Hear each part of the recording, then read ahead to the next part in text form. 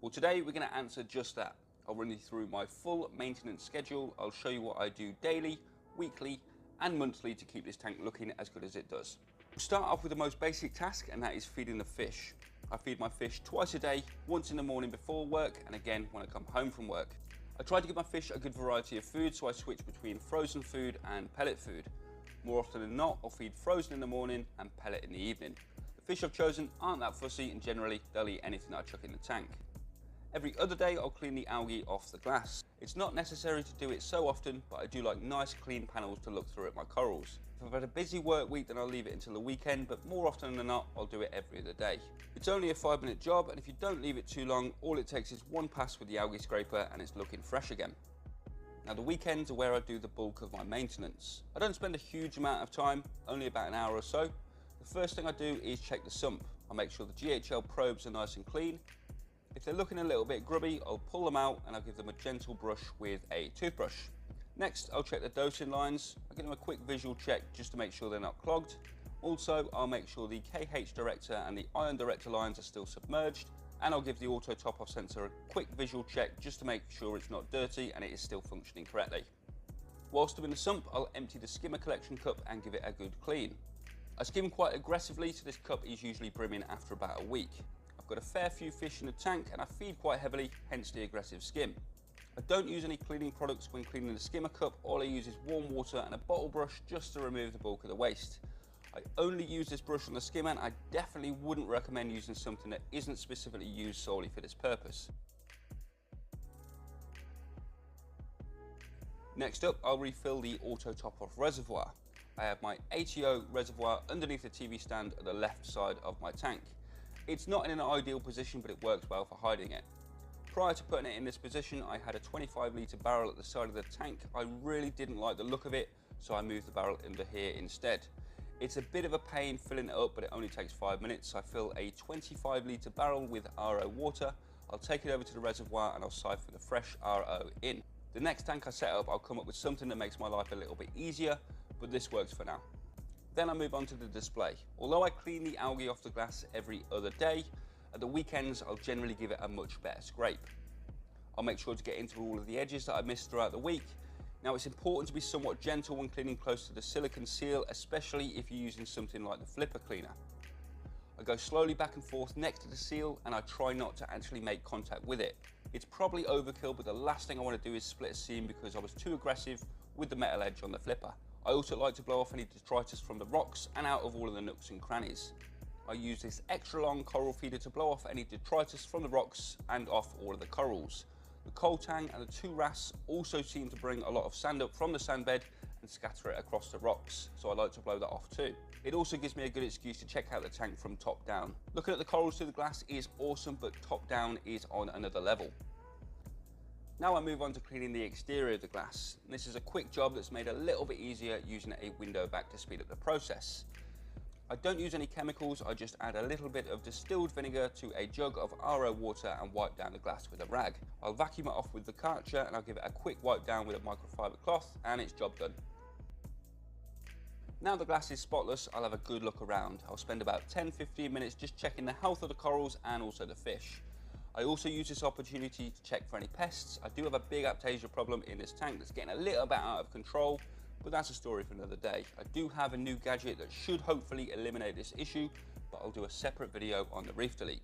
The weekends are also when I do my water tests. I am currently using the GHL KH director and also the ion director, but I still religiously run a couple of manual tests. It's more out of habit than anything, but I'm a little bit old school. Whilst I do trust the results they produce, I still like to verify with manual tests. It doesn't take long as I use Hannah checkers, but I check my alkalinity, phosphates and nitrates once a week. If I'm in a bit of a rush, I will actually skip this step. I'm yet to have a result that's massively different from the GHL units, so I will actually skip this step if I don't have time to do it.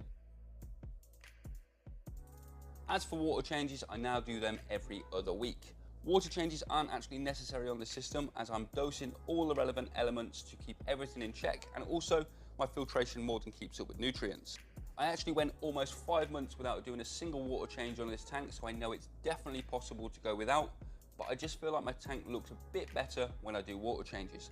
Polyp extension seems better, the corals look visually nicer and fluffier, and water clarity is better. There's just too many pros to outweigh the cons of water changes. Yeah, it takes a little bit of time, and yes, it's not cheap to continue to do them when not completely necessary, but I think until I get a significantly bigger tank and the cost and time much outweigh the benefits, I'll just continue to do them. I've got a small mixing station that I have stored away until the point that I need it. It's a 20-gallon brute bin with a heater and max spec jump dryer that I keep in situ. The night before the water change, I'll pull it out from the cupboard that it's stored in. I'll pour in 50 litres of water. I'll add 2.1 kilos of Aquaforest reef salt, and I'll switch on the heater and pump and leave that mixing overnight. The next morning, I'll switch off the return pump and I'll siphon out 50 litres of water from the display tank. I then bring over the brute bin and I'll pump the freshly mixed salt water into the sump. I'll switch on the return pump and let the tank fill back up. I add the fresh salt water to the sump just in case there's any difference in temperature or salinity. As the sump is still full, it allows the fresh salt mix to mix with the existing water before it goes into the tank. It's probably overkill, but I try not to stress out my corals any more than I need to. Plus, this way, I don't have to hold the hose when I'm filling the tank back up, as I just wedge it in the Clarity filter chamber.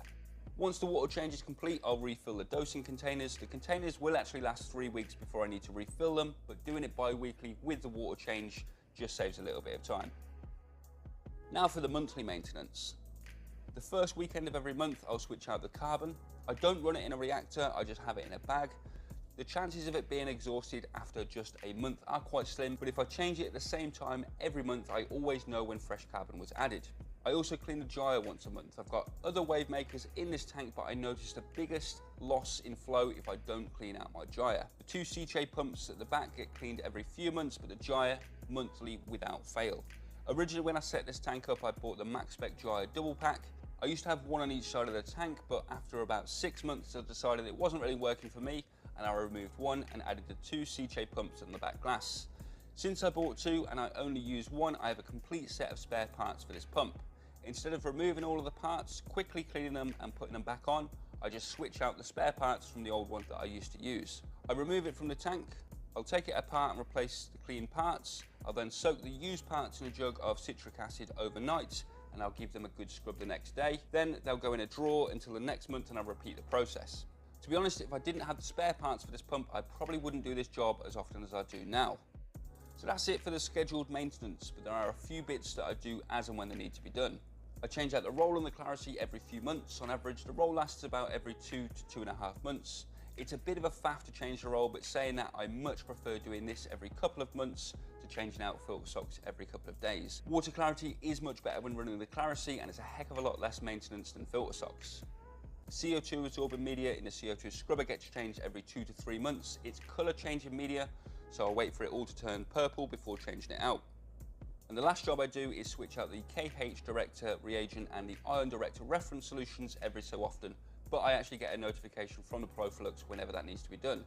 So I think that's about it. It might seem like a lot of work when you break it down like this, but other than the water changes, they're all just small 5-minute jobs.